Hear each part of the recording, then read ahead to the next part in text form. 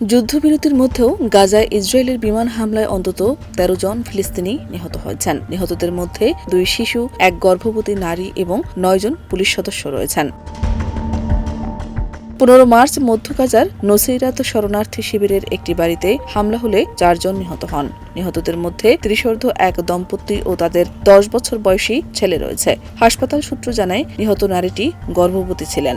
একই ঘটনায় প্রতিবেশী এক ১৫ বছর বয়সী কিশোরও নিহত হয়। স্থানীয় বাসিন্দারা জানায়, আমরা ঘুমিয়েছিলাম। হঠাৎ ক্ষেপণাস্ত্রের আঘাতে ঘর কেঁপে ওঠে। কোনো আগাম সতর্কতা ছিল না।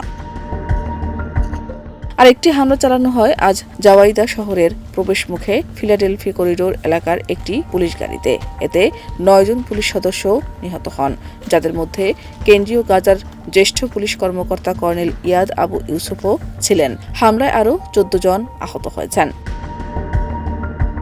গাজার স্বরাষ্ট্র মন্ত্রণালয় জানায়, নিহত পুলিশ সদস্যরা রমজান মাসে বাজার তদারকি ও আইন শৃঙ্খলা রক্ষার দায়িত্ব পালন করছিলেন।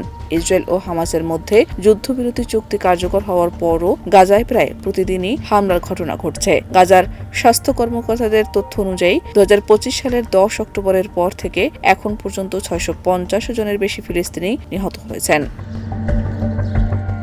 শাহনাজ পারভীন, দেশ রূপান্তর।